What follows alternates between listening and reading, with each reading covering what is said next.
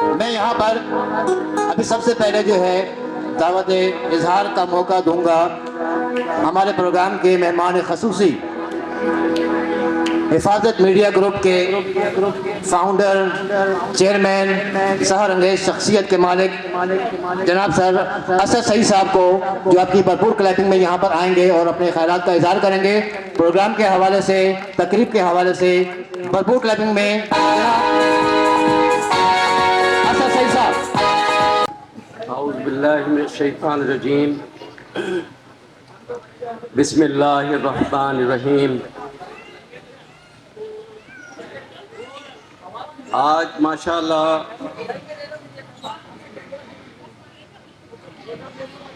एक बहुत मुख्तसर से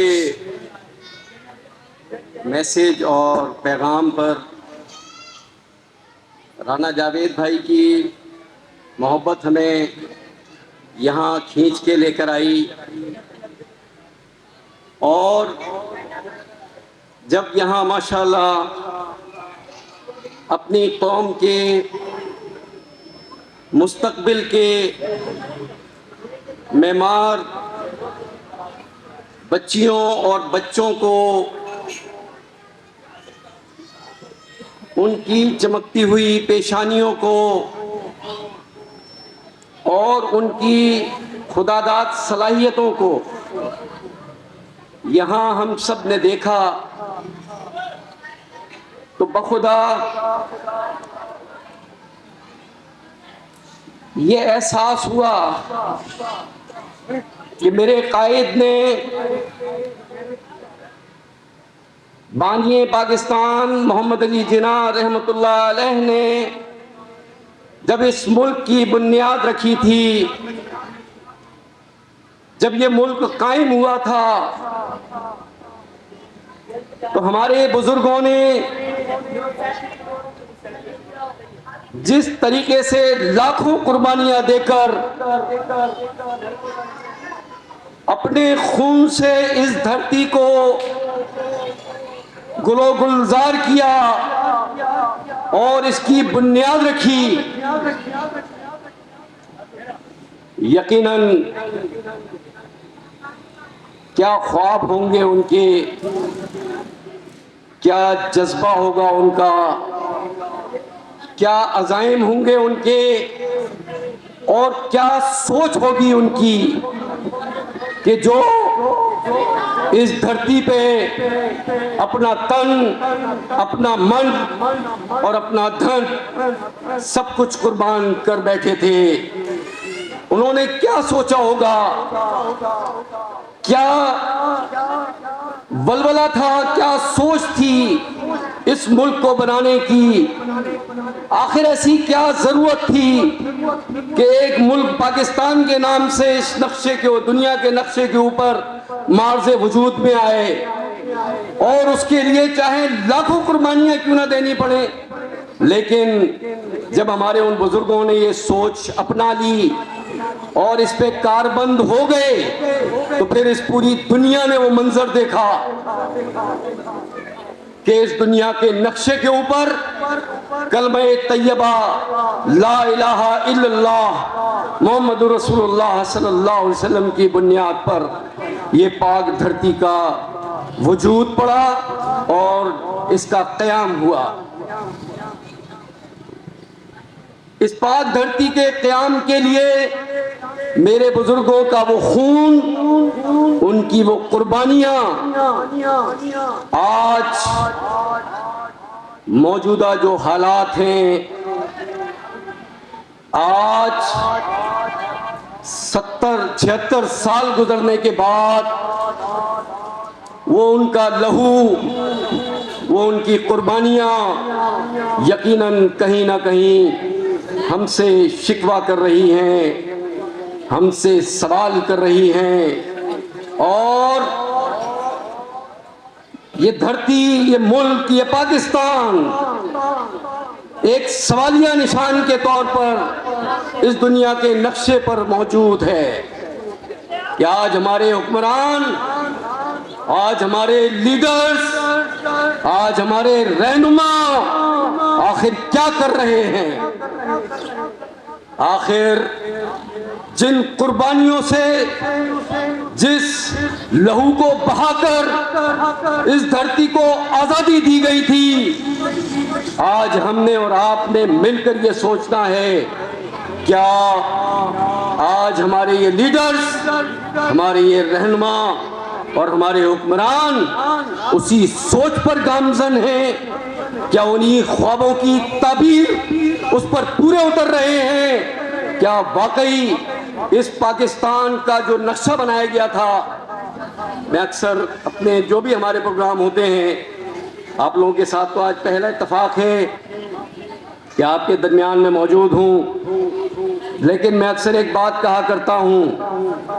क्योंकि आज मुस्तकबिल के मेहमान, उनके वालिदैन और उनके वो रूहानी बाप, रूहानी वालिदैन यानी उसातिज़ा यहाँ मौजूद हैं। उनकी मौजूदगी में मैं बात कहना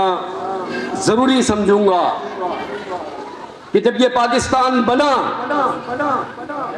तो उसके बाद इस पाकिस्तान की तारीख मेरे आकाए दो जहां सरवरे कायनात सल्लल्लाहु अलैहि वसल्लम की पूरी सुन्नत नबी के ऊपर जो है ना, अगर आप इसका बगौर जायजा लेंगे कि आप सल्लल्लाहु अलैहि वसल्लम की इस्लामी तारीख, जिससे इस्लाम मार्ज़ वजूद में आया था, जिस तरीके से मक्के में जुल्म हुआ उसी तरह से हिंदुस्तान में जुल्म हुआ, उसी तरह फिर मदीने में हिजरत हुई, इसी तरह आप पाकिस्तान हिजरत करके आए, फिर उसके बाद हमने जंगे बदर लड़ी। हम बहुत थोड़ी तादाद में और इंतहाई कम सरो सामानी की कैफियत में थे, तो हमने 1965 की जंग लड़ी और हमने वो जंगे बदर उस तारीख को दोहराया जिसको पूरी दुनिया ने इस नक्शे के ऊपर देखा कि जिस जफाकशी से, जिस जवान मर्दी से, जिस तरीके से हमारे फौजी जवानों ने और हमारी अवाम ने मिलकर हिंदुस्तान को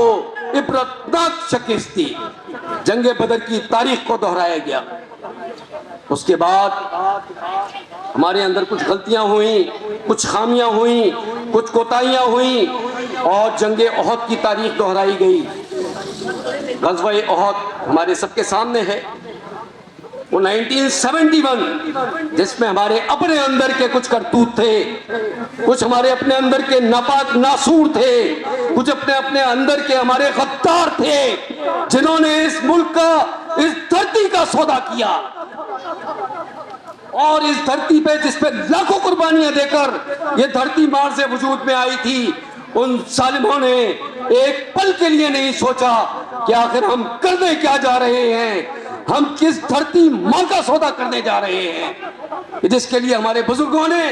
लाखों कुर्बानियां दी थी, आज हम उसको बेचने पे तुले हुए हैं। ये सौदा हुआ, उसका नतीजा हमें मिला, जंगे ओहद की तारीख दोहराई गई।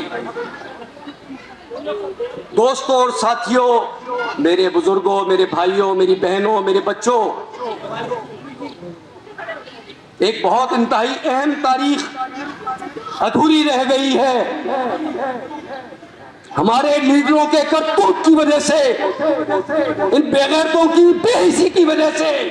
हमारे हुक्मरानों के लालच की वजह से, ये अपनी जातियात परस्ती पे अपनी जितने भी हमारे लीडर्स, जितने हमारे रहनुमा, ये नाम नेहाद रहनुमा, ये रहनुमा कहलाने के लायक नहीं है, इन कमबख्तों ने अपनी जात की भेंट चढ़ा दिया इस सरजमीन को, इस धरती को। वरना फतेह मक्का की तारीख दोहराई जानी थी, पूरे हिंदुस्तान पे हमने गलबा हासिल करना था, हमने वापस जाना था अपने उन गली कूचों के अंदर जहां से हम हिजरत करके यहाँ आए थे, और हमने वहां जाकर हमने सब जिलाली परचम एक एक गली में लहराना था।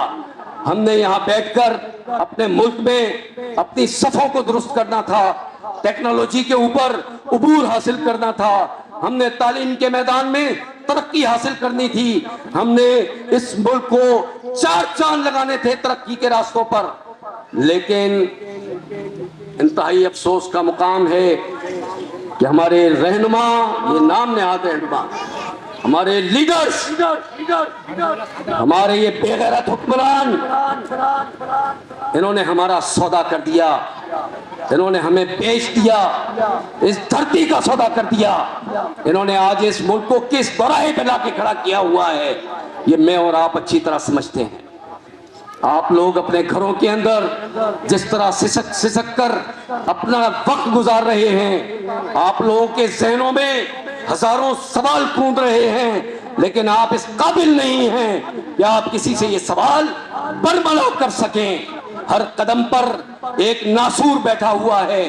हर कदम पर एक नाग बैठा हुआ है, और उनका काम सिर्फ ये है कि इस मुल्क को नुकसान पहुंचाना, इस धरती को, इसके जो हमारी धरती के अंदर एक माशाअल्लाह अल्लाह ताला ने दुनिया की नेमतों और दुनिया के खजानों से जिसको माला माल किया हुआ था, उसको नोचना, उसको खसोटना और सिर्फ अपनी जातियात पर लगाना। हमारी ये मादनियात,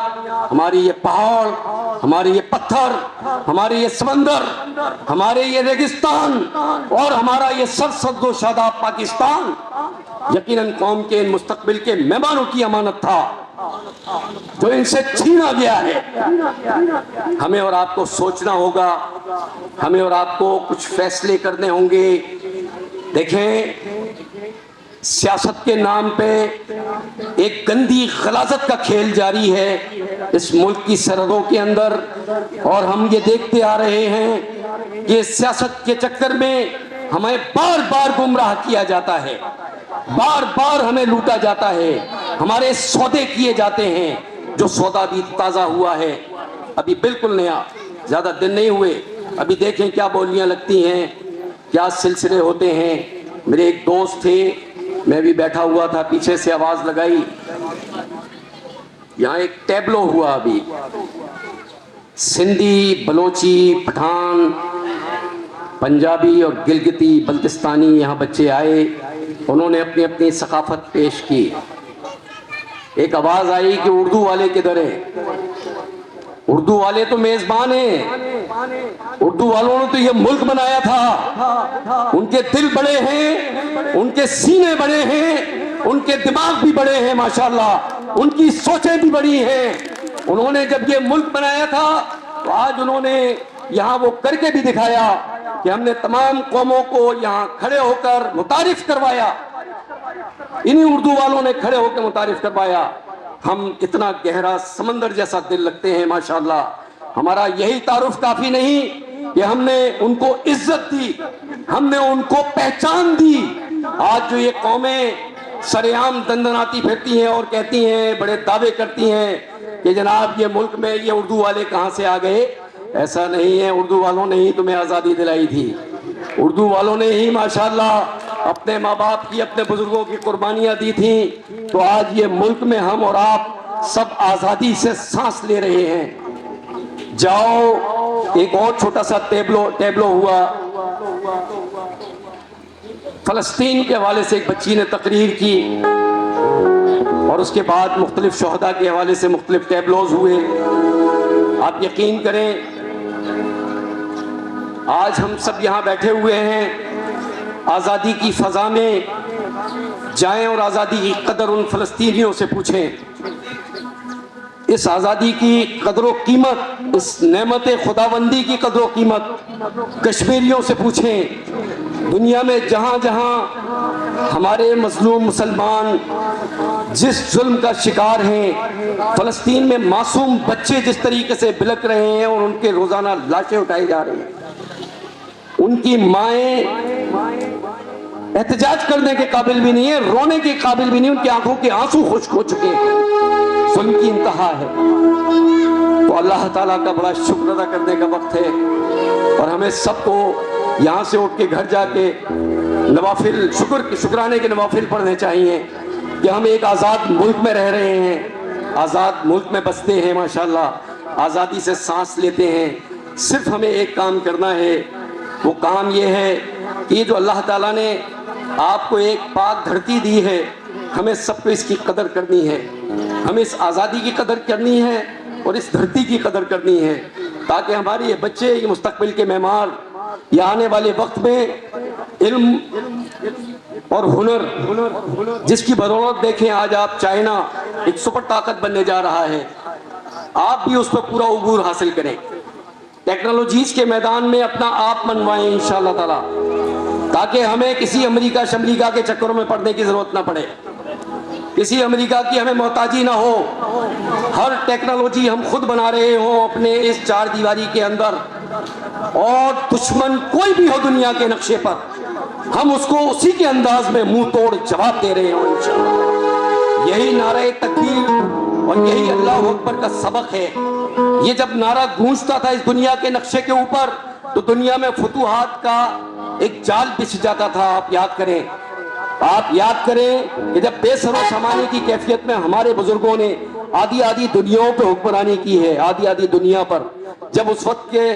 ऊंट और घोड़ों पे सवारी किया करते थे हम लोग। तो आज अल्लाह का बहुत करम है, आज हमारे पास दुनिया की तमाम टेक्नोलॉजीज, दुनिया की तमाम जदीद तरीन जो है ना हमारे पास हथियार, हर चीज हमारे पास मौजूद है। हमें सिर्फ फैसला करने वाले हुक्मरानों की जरूरत है, मर्द हुक्मरानों की, इन बेहिस हुक्मरानों की नहीं,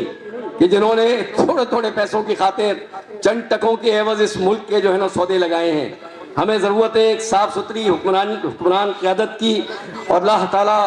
आप और हम सब मिल के देखें, कुछ नहीं कर सकते ना, मैं एक लफ्ज कहता हूँ कि आप सब मिल के आयत करीमा का विर्द किया करें कि अल्लाह ताला इस मुल्क में एक ऐसी क़यादत ले आ कि जो इस मुल्क की तामीर और तरक्की के लिए काम करे, जो इस मुल्क के बेहतर मुस्तकबिल के लिए काम करे, और जो भी वो इस मुल्क के लिए नुकसानदेह हो अल्लाह ताला उसको नेस्तो नाबूद कर दे।